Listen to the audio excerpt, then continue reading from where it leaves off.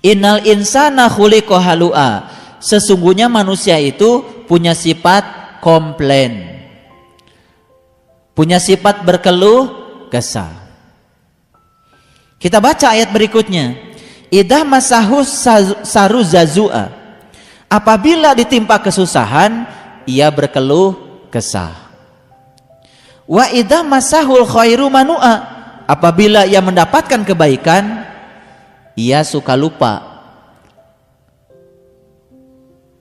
Illal musallin, kecuali orang yang sholat. Satu. Alladzina hum ala sholatihim daimun.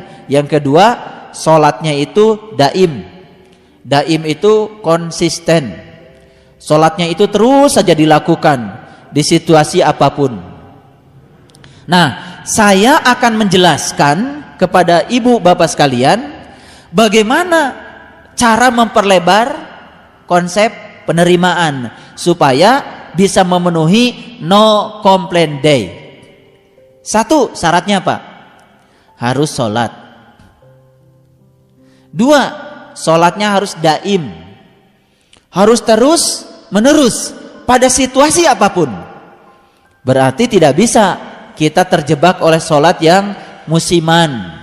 Ketika enak sholat, gak enak gak sholat. Ketika sedang rineh sholat, ketika sibuk gak sholat.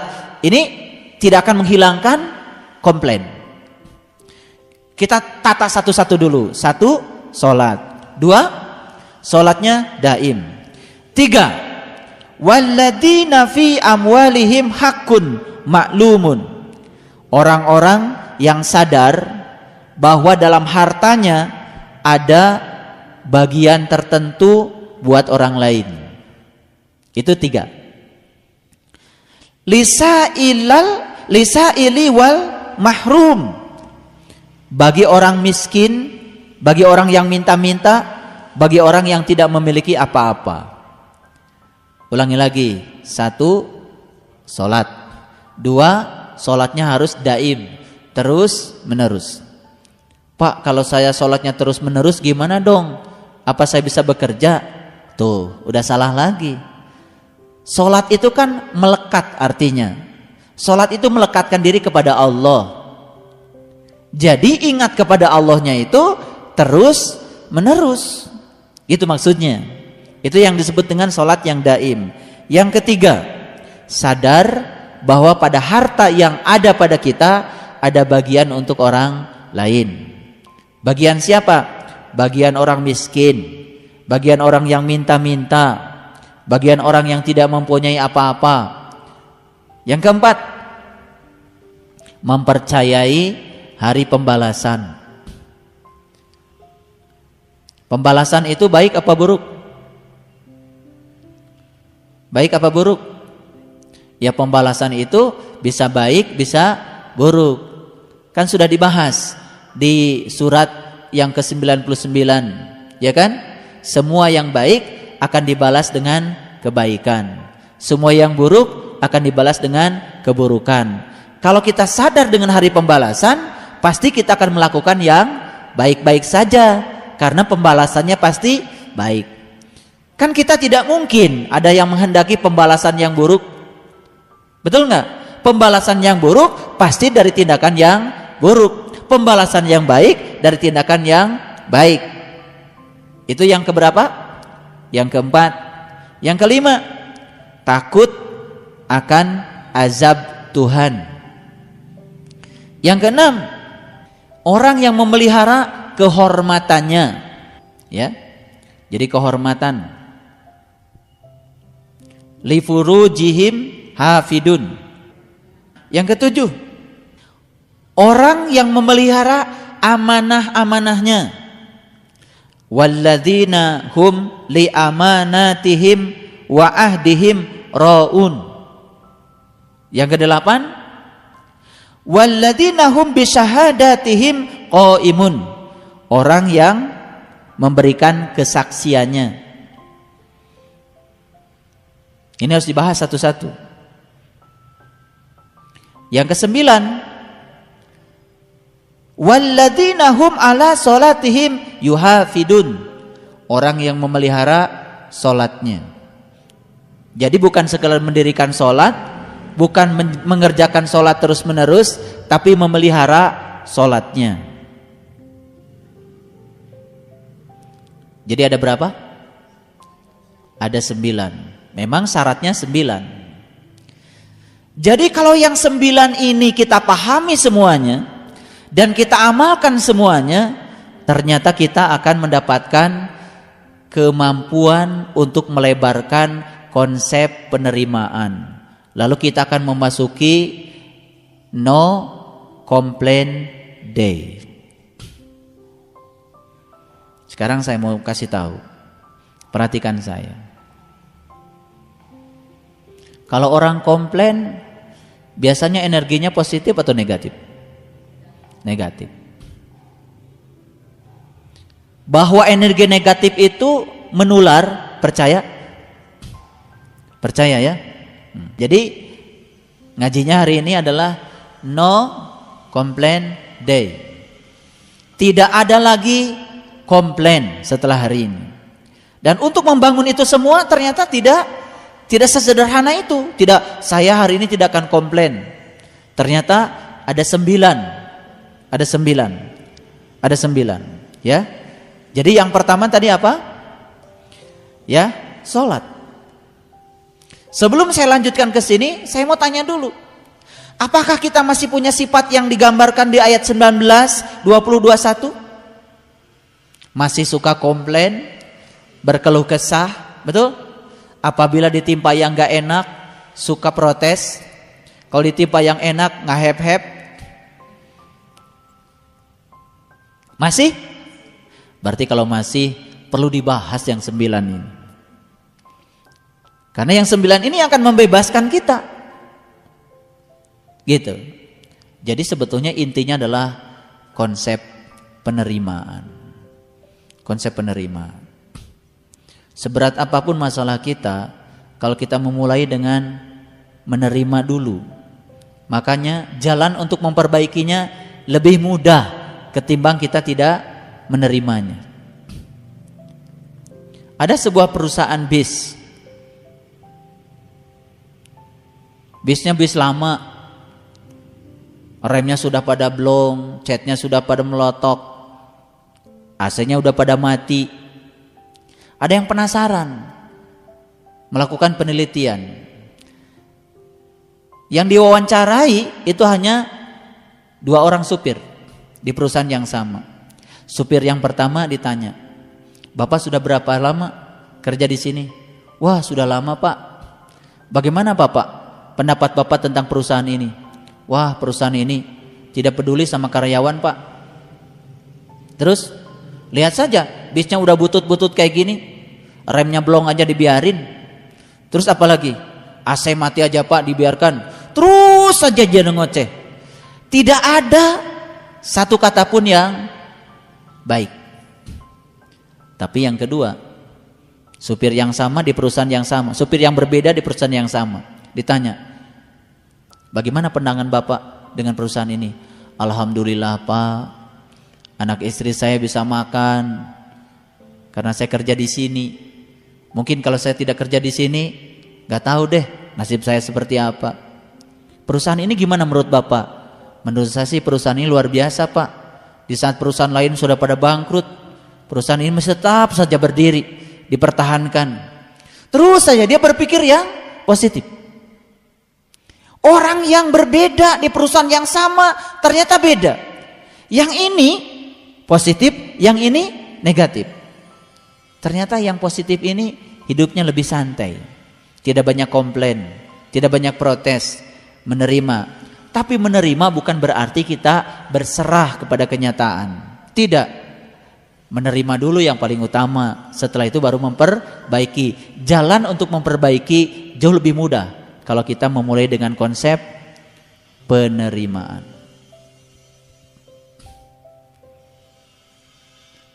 Biasanya kalau kita dalam hidup ini kan terkadang sulit ya. Ada orang yang mau menolong saja terkadang kita masih berdebat. Ini ada cerita. Ada orang buta masuk ke dalam sumur. Kasihan ya, udah buta masuk ke sumur lagi. Begitu masuk ke sumur plung gitu, ada yang lewat.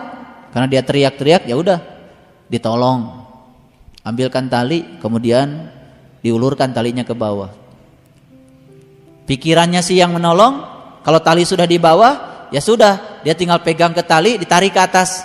Sesederhana itu tadinya pikiran orang yang menolong. Ternyata enggak. Begitu mau ditolong, siapa kamu? Saya mau menolong bapak.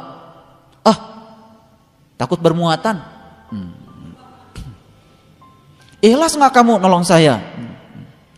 Nanti kalau saya ditolong sama kamu mau minta bayaran nggak sama saya? Tolong ya dijelaskan siapa yang bikin sumur ini? Tanggal berapa, tahun berapa, berapa dalam? Udah mau mati masih debat. Dasar orang buta. Ini mungkin bukan kenyataan ya. Ini sedang cerita kita. Sudah buta ditolong masih debat lagi. Kadang-kadang saya juga sering menghadapi kenyataan begitu.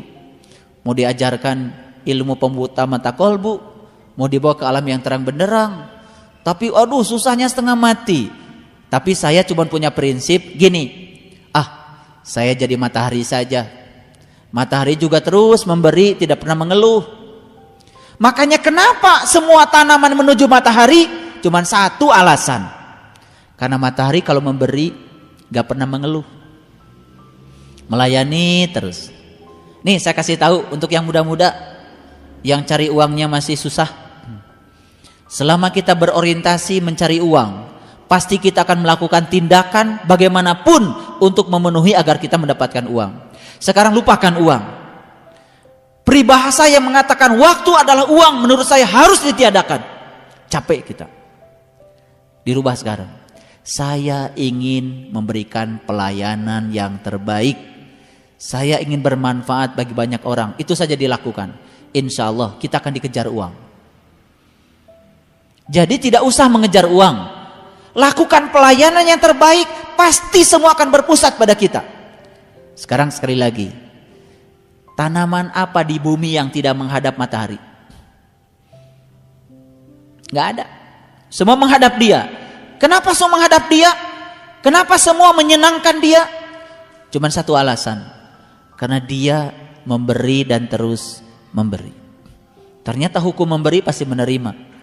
Karena matahari memberi tanpa minta balasan, memberi tanpa keinginan, memberi dan terus memberi tanpa pilih kasih, maka semua pohon menghadap dia. Saya ingin kasih tahu, kalau kita membuat pelayanan pada siapapun, semua orang pasti akan menghadap kita. Semua rezeki akan berpihak pada kita. Semua kebaikan akan menuju kita. Rumusnya cuma satu. Ini harus dibaca berulang-ulang setiap hari. Ini doanya dari saya. Di mana hati berada, di situ harta terletak. Ulangi lagi. Di mana hati berada, di situ harta terletak. Ngerti maksud saya? Saya tidak berbicara harta dunia saja. Berbicara dua-duanya. Harta jasmani, harta ruhani. Dan ternyata harta bergantung pada kehadiran hati. Ini saya kasih tahu. Ada yang tanya sama saya, Bapak, kok Bapak baru saja dari sini, ke sini, ke sini, ke sini, ke sini, kok nggak ada lelahnya? Saya bilang, sebetulnya saya kelihatan oleh kamu bekerja. Saya tuh sebenarnya nggak bekerja. Kenapa? Karena saya melakukannya senang. Ketika kita melakukan pekerjaan dengan senang, sebetulnya kita sudah berhenti bekerja. Sekali lagi, ini rumus yang luar biasa. Luar biasa. Silahkan dibuktikan rumus ini, formula ini luar biasa. Ulangi, di mana hati berada, di situ harta terletak. Sekarang gini, dokter melayani pasien pakai hati, bukan pakai tarif, pakai hati. Percaya nggak? Dokter itu bisa mendapatkan uang melampaui tarifnya. Percaya sama saya? Saya ngasih pelatihan pakai hati, nggak pakai tarif. Ternyata saya mendapatkan balasan jauh melampaui tarif. Saya melakukan kebaikan pada siapapun pakai hati, memberi pakai hati. Ternyata saya mendapatkan balasan jauh melampaui yang saya pikirkan. Jadi semua satu. Di mana hati berada, di situ harta terletak. Jadi kalau ingin kaya, gampang. Hadirkan hati. Melakukannya harus senang. Makanya saya bilang tadi, tidak semua orang sibuk sukses. Dan tidak semua orang yang tidak sibuk tidak sukses. Saya akan menggunakan sukses dalam dua terminologi. Ada sukses menurut ukuran umum, ada sukses menurut ukuran pribadi. Dan itu berbeda. Kalau ukuran umum, dia sibuk, mobilnya banyak, rumahnya banyak, depositonya banyak. Ukuran umum, sukses. Padahal kalau ditanya dia, setelah itu pengen apa lagi? Pengen tambah banyak lagi. Dan mungkin dia merasa belum sukses. Beda ukuran pribadi dengan ukuran umum. Ukuran pribadi itu ternyata sangat unik. Saya menilai kesuksesan bukan dari sisi itu. Saya melihat dari sisi hasilnya. Kenapa? Ketika saya melakukan suatu tindakan tertentu, berdampak apa? Dampak tidak selalu uang. Makanya sekarang berhenti, dan jika perlu coret kata-kata waktu adalah uang. Ganti, waktu adalah pelayanan. Ganti. Lebih dahsyat, waktu adalah pelayanan. Sekarang berusahalah untuk melayani siapapun. Berusahalah untuk membaikan siapapun. Berusaha untuk menolong siapapun. Percaya sama saya, tidak usah memikirkan apa yang kita dapat. Semesta akan membalikan semuanya pada kita. Dan itu sudah terbukti luar biasa. Jadi sekarang berhenti mencari uang, tetapi memberikan pelayanan terbaik. Pasti kita akan dikejar oleh uang. Dan pelayanan adanya di mana? Di hati. Saya kasih tahu. Pernah nggak ngasih tukang parkir besar? Pernah? Sering saya melakukannya. Cuman karena hal yang sepele. Ketika mobil diparkir, kelihatan ya, kacanya kotor, dia ngambil lap. Bukan sekedar itu. Dan yang luar biasa, ada seorang tukang parkir ketika mau dikasih itu nggak mau. Itu pelayanan. Karena dia hadir di situ hatinya. Beda dengan orang yang hitung-hitungan. Sekian mobil, sekian itu, dia hanya mendapatkan sekian saja. Di situ pelayanan. Pernah nggak datang ke tukang cukur, nggak disuruh tukang cukur tiba mijit semua, enak gitu. Pasti tidak mungkin kita ngasih 8.000. Pasti ingin ngasih 20.000, bisa jadi 50.000. Betul? Jadi sekarang apa yang harus kita lakukan? Merubah. Jadi keyakinan yang salah di masa lalu, rubah. Keyakinan yang salah, yang tidak produktif, yang telah membelenggu kita, hancurkan. Dan itu akan memperlebar konsep penerimaan. Masih ingat cerita saya tentang gajah di India? Kalau mungkin pergi ke India aneh. Karena apa? Gajah yang gede-gede, talinya kecil-kecil, dan diikat di pohon yang kecil. Tapi gajah yang kecil-kecil, talinya gede-gede, rantainya besar-besar, dan diikatkan di pohon yang besar. Mungkin kalau orang yang baru datang ke situ protes, nih kalian ini nggak ada kerjaan, Yang kecil diikatnya dengan rantai yang besar. Gajah yang besar diikat dengan tali yang kecil, tapi tidak pernah kabur. Ternyata resepnya cuma satu. Gajah yang besar waktu kecil di rantai besar, dan dia pernah mau kabur berkali-kali, gak sukses. Lalu terbentuk di sini keyakinan di dalam pikiran gajah.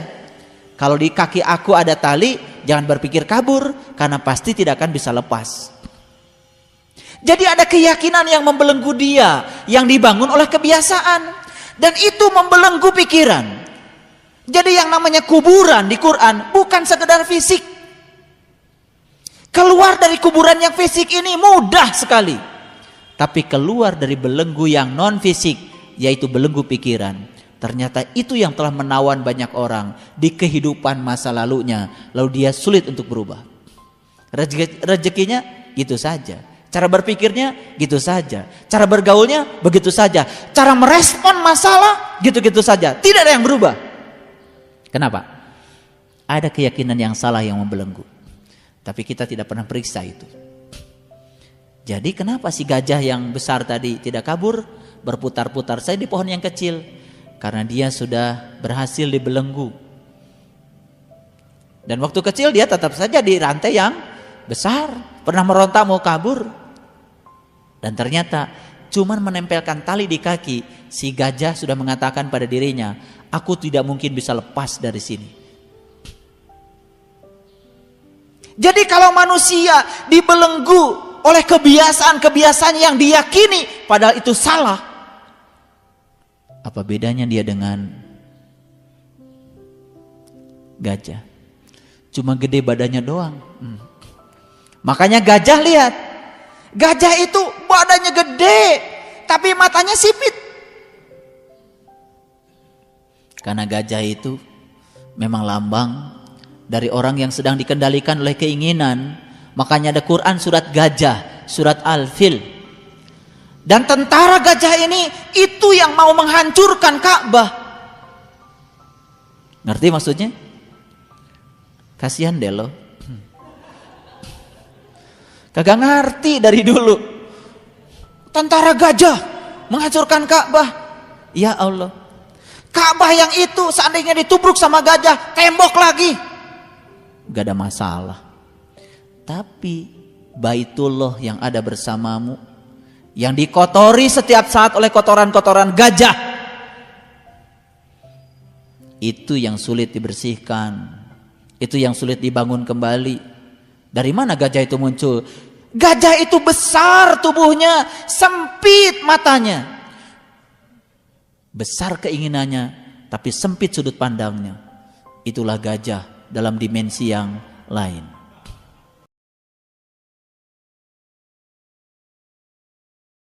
Di sini dikatakan, apabila kamu ujibu da'wata da'i idadaan, apabila kamu menyeru aku akan membalas seruanmu. Paham maksudnya? Ujibu da'wata da'i idadaan, apabila kamu menyeru kepadaku, aku akan mendengarnya. Aku akan meresponnya. Tidak pernah kita menyeru kepada Allah, Allah tidak meresponnya. Tapi kalau diartikan, apabila kamu meminta kepadaku, aku akan memberinya. Kenyataan tidak semua kita minta Allah kasih. Lebih banyak kita minta tidak dikasih malah. Betul nggak? Karena permintaan kita berdasarkan hawa nafsu kita. Sedangkan Allah memberi kepada kita berdasarkan kebutuhan kita. Kata Allah, kamu jangan minta itu, kamu nggak butuh, itu tidak baik untuk kamu, kan gitu kata Allah. Udah aku kasih ini aja, kan gitu. Betul nggak? Iya. Minta apa sih kepada Allah? Minta sabar. Udah begitu minta sabar sama Allah dikasih banyak masalah. Betul nggak? Iya kan? Lah kamu minta sabar kok. Iya kan? Allah kan bukan Doraemon. Oh mintanya sabar dikasih banyak masalah. Ketika kita ngejalanin masalah satu, ngejalanin masalah dua, ujung-ujungnya sabar. Betul nggak? Minta apa lagi? Ya Allah kuatkan imanku. Ya sudah kata Allah, saya benturkan kamu. Benturkan sini, benturkan sana, benturkan sini, benturkan sana. Betul nggak? Sparring partnernya juga dikasih yang kuat-kuat. Bayangkan Mike Tyson bisa kuat karena apa? Sparring partnernya kuat-kuat. Coba sparring partnernya letoy. Baru dipukul, baru kena anginnya udah jatuh. Gimana Mike Tyson bisa kuat? Betul enggak? Jadi supaya kita kuat itu pasti Allah akan karing sparring partner kita yang lebih kuat lagi. Bukankah itu permintaan kita? Cuman kita nggak sadar kalau itu buah dari seruan kita. Cuman kita itu kadang-kadang minta sabar, langsung jadi sabar deh, sabar. Nggak bisa begitu, sabar itu bukan sesuatu yang terjadi simsalabim. Harus ada sebuah proses yang membuat kita menjadi sabar. Ngerti sekarang? Nah, kalau udah mulai ngaji ke sini, oh ternyata selama ini Allah tuh kabulkan doa saya ya. Cuman saya nggak ngerti, ya kan? Karena kita belum masuk kepada kesadaran Musa.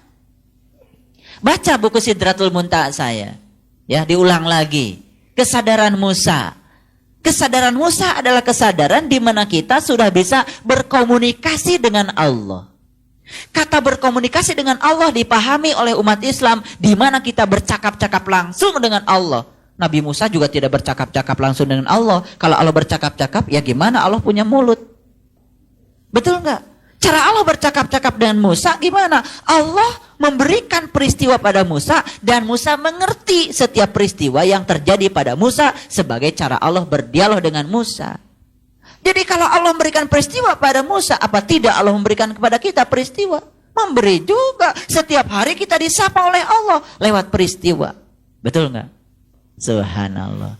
Baru nyadar. Pagi-pagi bangun dari tidur sudah disapa sama Allah. Sapaannya apa? Banyak peristiwa. Ada orang ketok-ketok pintu, minta tolong sama kita. Bukankah kita disapa sama Allah? Itulah yang disebut dengan walillahil masyriqi wal maghrib fa aina matuwallu fasama wajhullah. Dalam diri pengemis ada Allah. Dalam diri orang yang datang pada kita ada Allah. Dalam daun yang jatuh ada Allah. Di bunga-bunga yang tumbuh ada Allah. Lihatlah di taman kita. Kemarin bunga kita belum berbunga, hari ini bunga kita sudah berbunga. Allah sedang menyapa kita. Begitu bangun dari tidur, keluar dari situ, subhanallah rumputnya sudah panjang. Bukankah itu Allah menyapa kita? Tapi kita tidak mengerti sapaan Allah. Karena kita belum sampai pada kesadarannya. Lalu kita berangan-angan ingin jadi Musa agar kita berdialog dengan Allah. Tidak akan bisa berdialog dengan Allah seperti itu. Dialog dengan Allah, tingkatkan kesadaran kita sampai kepada kesadaran Musa, di mana kita akan mengerti bahwa setiap saat kita disapa oleh Allah. Kita akan menangis setiap saat. Kita ini sekarang hare-hare. Betul? Hare-hare. Tojaiyah namanya bahasa Arabnya itu. Jadi Allah maksudnya gini, kita maksudnya gitu. Jadi kita tidak pernah bersyukur. Karena kita tidak mengerti tindakan Allah. Kesadaran kita yang belum sampai pada kesadaran Musa. Ini ngaji agak dalam ini. Agak dalam. Jadi perlu dirangkai ya. Nanti pulang ke rumah dirangkai. Ya. Nah, untuk menguatkan ingatan nggak usah nulis. Nanti pulang ke rumah ingat-ingat apa yang dikatakan saya. Sampai kepala pusing itu bagus. Itu namanya melatih ingatan. Saya dulu latihan begitu. Saya dulu kalau kuliah nggak pernah buat catatan. Di kosan saya tulis, saya ingat-ingat apa yang dikatakan dosen dari A sampai Z. Makanya catatan saya lebih lengkap daripada yang mencatat di kelas. Tapi itu sakit tuh kepala itu 3 bulan 6 bulan. Jadi berikutnya jadi biasa. Jadi kita lebih responsif. Itu namanya otak kita itu punya memori supaya tidak gampang bad sektor. Memori kita itu harus di sektor-sektor oleh kita. Kalau di sektor-sektor tuh gampang manggilnya. Nah biasanya kalau kita lagi ceramah itu, saya kalau lagi ceramah tuh di-on-kan dulu. Di sektor-sektor mana saja yang harus diaktifkan. Bisa. Iya bisa itu. Jadi nggak pernah itu namanya vertigo, apa itu migrain gitu kan? Nggak pernah. Luar biasa itu. Coba dicipta oleh kita supaya dia masuk ke seluruh sel dalam tubuh kita. Sehingga seluruh sel di tubuh kita itu bercahaya. Jadi resonan. Itu namanya tune in, resonan. Jadi jangan cuma sekedar gitu, udah 10 gitu. Udah cuma dapat capeknya doang, tapi rasanya tidak ada. Ya. Nah, jadi lebih baik ya daripada baca doanya itu banyak kemudian gak karu-karuan, lebih bagus banyak dan karuan. Ya. Daripada sholat itu Apa itu? Lengkap rakaatnya tapi nggak karuan. Lebih baik lengkap rakaatnya dan karuan. Ya. Baik, kita teruskan. Jadi di sini dikatakan uji budak watadai. Tolong lihat terjemahannya. Bukan ketika kita mendikte Allah lalu Allah ngikutin keinginan kita. Itu terjemahan ini kurang tepat. Tapi uji budak watadai idadaan, jika kita menyeru kepada Allah, Allah itu selalu terbuka mendengarkan seruan kita. Kapan kita menyeru? Begitu kita menyeru kepada Allah, pasti Allah selalu standby. Makanya di amanat guru dikatakan pintu gapura selalu terbuka. Tahu pintu gapura? Kalau Agustusan kan banyak pintu gapura. Betul nggak? Gapura itu bukan itu. Gapura itu artinya gafur. Gafur itu ampunan. Pintu gapura itu pintu ampunan selalu terbuka. Makanya kenapa kalau Agustusan kita pada membuat gapura? Tahu tujuannya? Jadi Agustusan itu artinya adalah hari kemerdekaan. Hari kemerdekaan ditandai dengan gafura. Artinya apa? Orang yang sudah merdeka karena sudah diampuni segala kesalahan oleh Allah.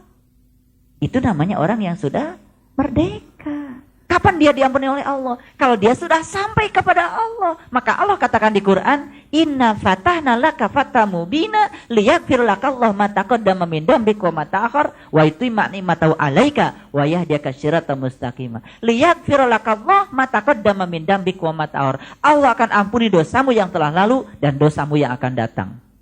Mau enggak diampuni dosa yang telah lalu dan yang akan datang? Betul enggak? Satu kata Allah, Inna fatahna laka fatah mubina. Asal kamu mau terbuka. Sampai melihat keterbukaan yang nyata kepada Allah. Begitu terbuka, tahu kepada Allah, sudah diampuni. Apa dosa yang diampuni? Dosa tidak tahu Allah, habis saat itu juga. Maka kita tidak akan syirik lagi. Ya begitu tahu Allah, dosa yang telah lalu, dosa yang akan datang, tetap aja tahu Allah. Karena untuk menebus dosa tidak tahu, harus tahu. Untuk tahu harus terbuka. Itu kuncinya. Jadi bersyukur.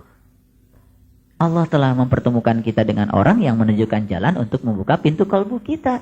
Itu kunci. Makanya tadi saya berbicara dengan Pak Tau.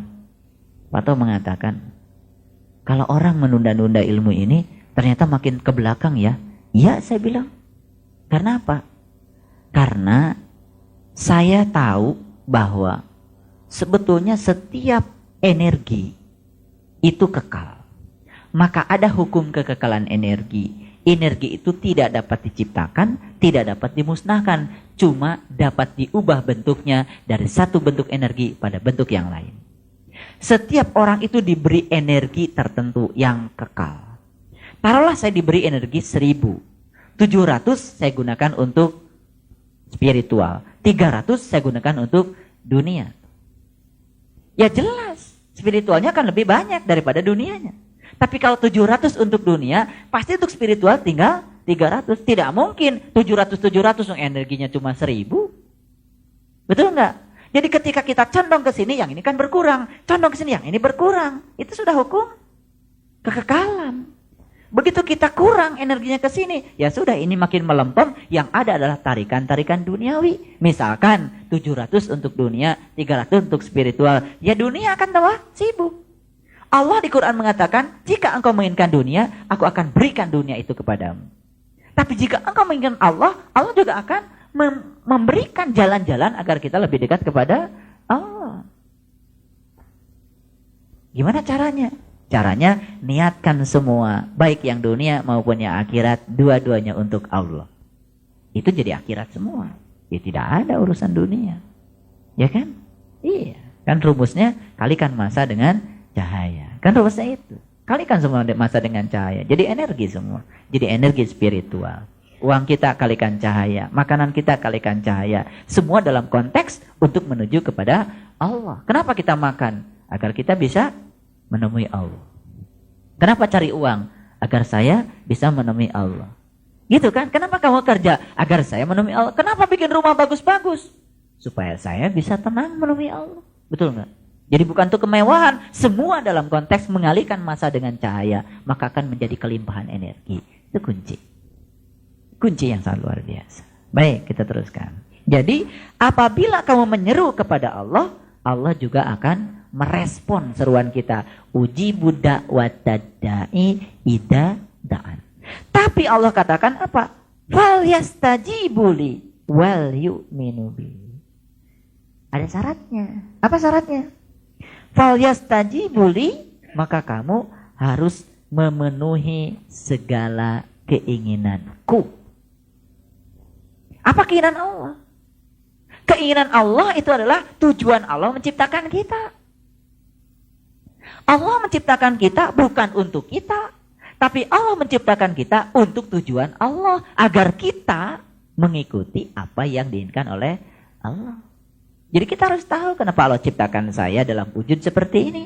Kenapa ruhaniah saya sekarang menghuni tubuh seperti ini. Kita harus tahu.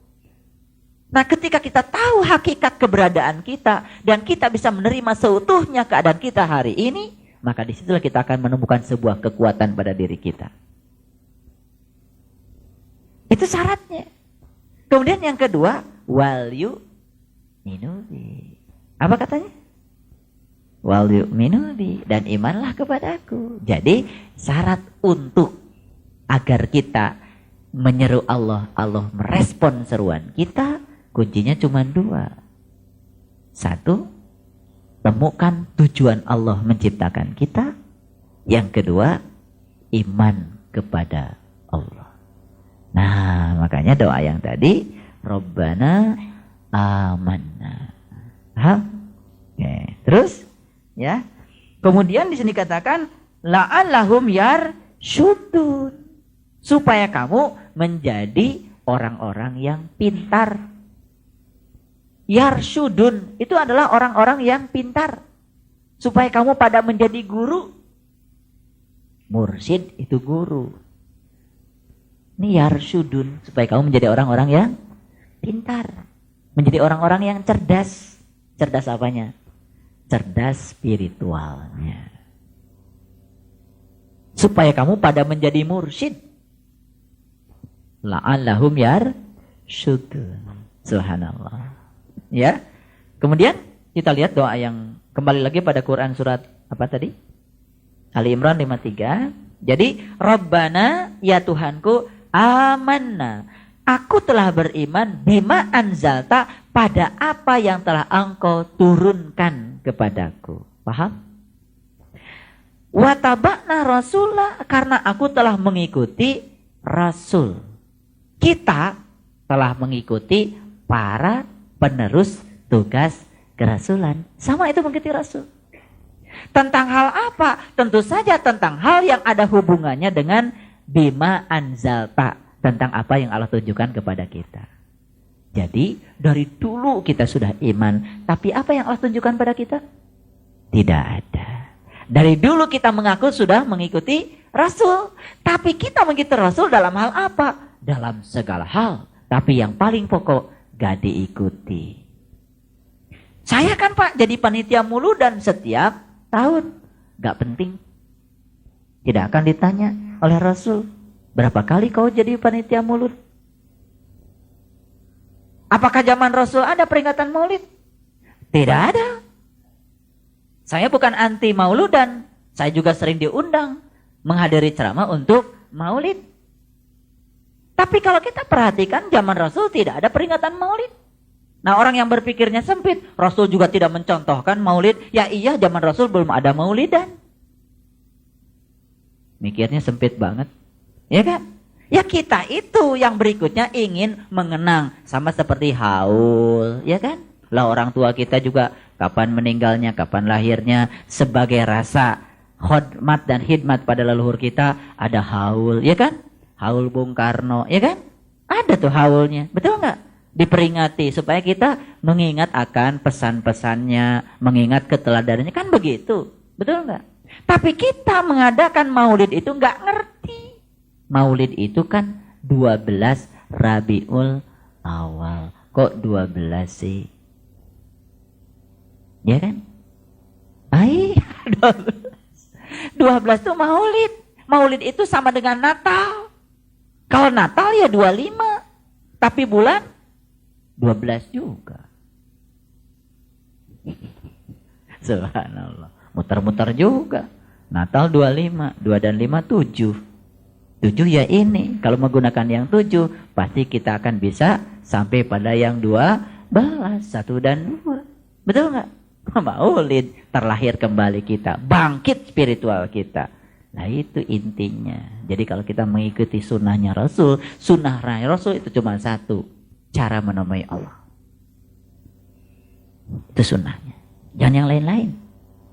Bahwa yang lain-lain kita contoh, ya memang Rasul itu akibat dari Rasul itu sudah sampai kepada Allah, lalu akhlaknya Rasul juga menjadi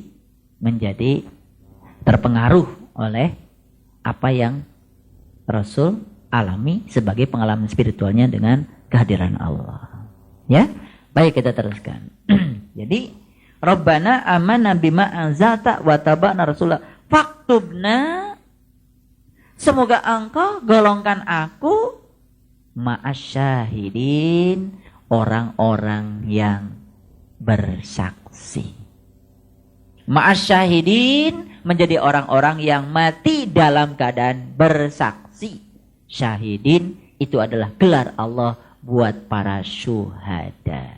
Jadi orang-orang yang mati dalam keadaan menyaksi kepada Allah, itu adalah para syahidin. Gimana caranya mati bersaksi? Mati sebelum mati dulu, baru mati beneran dalam keadaan bersaksi. Itu ma'asyahidin. Coba ulangi doa ini. Rabbana amanna bima anzalta wa taba'na rasulah faktubna ma'asyahidin. Ya Tuhanku, aku telah beriman kepada apa yang telah engkau pertunjukkan kepadaku, karena aku telah mengikuti jejak para pewaris tugas kerasulanku. Faktubna ma'asyahidin. Semoga aku mengikuti Rasul ini sebagai sebuah upaya agar aku tergolong orang-orang yang syahid. Bagus doa ini. Ini doa diajarkan Rasul, diajarkan Allah pada Rasul. Nah sekarang doa ini diajarkan juga oleh Allah kepada kita. Tentu saja saya hanya meneruskan saja. Jadi doa ini dibaca setiap selesai sholat. Berulang-ulang bacanya dengan penuh kekhidmatan, dengan penuh khusyuan. Coba rasakan. Luar biasa.